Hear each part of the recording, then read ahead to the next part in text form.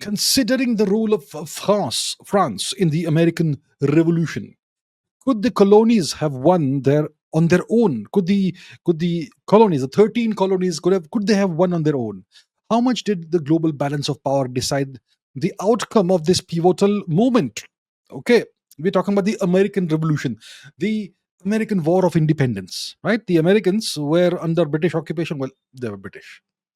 The Americans were British. They were British colonizers. What is the United States? It's an artificial nation created by settler colonialists. It was created by settler colonization. A bunch of Europeans came and discovered this land for themselves, starting from the Vikings. But that was a chapter that was forgotten from history. And then you have uh, Christopher Columbus, who set out to discover India, set out looking for India. He stumbled into the Caribbean region, and then the Spaniards discovered America, and the French, and then the British, and so on. And then there was a tussle between them, and the British came out on top, and they created the 13 colonies. The 13 colonies they created. And then they decided we will no longer pay the 2% tax to the King of England.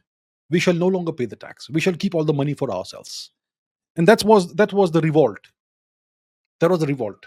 That we no longer want to pay any tax across the Atlantic Ocean. We're going to keep all the money here. This is our land now. Okay. So that was the revolt. That was the revolution. And that's what they call the American War of Independence, 1765 to 1780 something. 83, I think. Okay.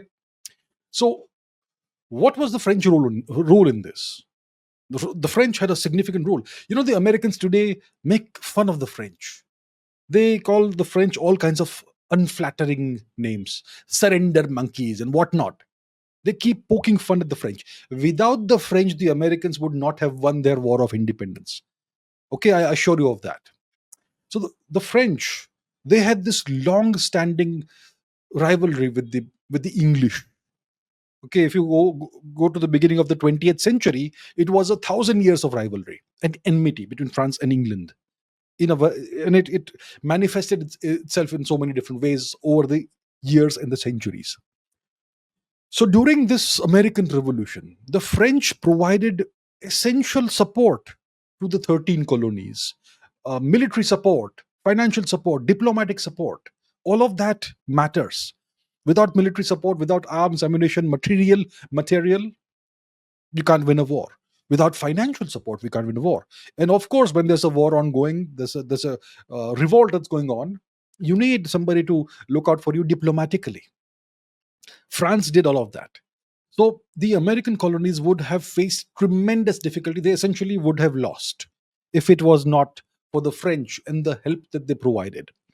So I remember when I was a kid, like when I was like 8, 9, maybe 10 years old, I watched this movie, an American movie about the Marquis de Lafayette, who was a French military leader who participated in the American Revolution, the War of Independence.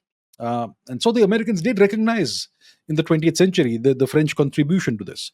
So, what kind of specific help did the French provide? They provided, first of all, troops and officers, French soldiers, French commanders. Like I said, the Marquis de Lafayette. Then there were some other people as well, the Comte de Grasse, and some other names that I don't remember right now.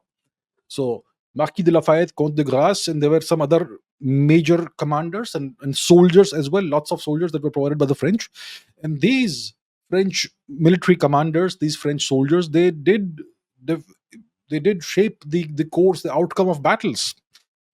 The final siege of Yorktown. Okay, what was it? 1781 or something like that. Okay, you can look up the exact dates. The siege of Yorktown. Who surrendered in the siege of Yorktown?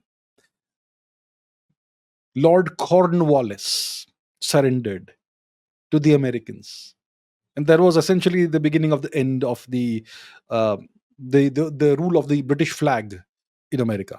Lord Cornwallis, who later came and occupied India, that fellow. So the French provided soldiers, they provided military commanders. They assisted the Americans with naval power. The French Navy, it engaged British forces not just in the Americas but globally. They blocked British reinforcements at Yorktown, and that essentially was crucial to the victory of the Americans. There's diplomatic alliance also, that the diplomatic support that the French gave. It gave legitimacy to the cause of the Americans and so on. So the American colonies, they were essentially like islands. At that time, America was still not genocided completely. The natives still existed, and the colonies were like islands, and they lacked resources for a prolonged war. And the British side, they had reinforcement, they had supplies coming in from across the Atlantic, from Europe, from continental Europe, from England, from Britain. So the French provided this vital support to the rebels. French supplies, French money, French commanders, French soldiers. Okay, and the French intervention forced Britain to fight globally, and that's what really hampered Britain. And that's when this happens, when you have to fight not just in one place where the rebellion is happening, but globally in so many different places, you get overstretched. Your resources get overstretched. Your military gets overstretched. Your navy gets overstretched, and you can't focus where you're supposed to focus. And that's what the French did. So, without French support, the American Revolution, the War of Independence would have failed. It's the French who were instrumental in creating the United States of America. Let's not forget that. So it's a very interesting question that you've asked here, and the world should know about this. Yes,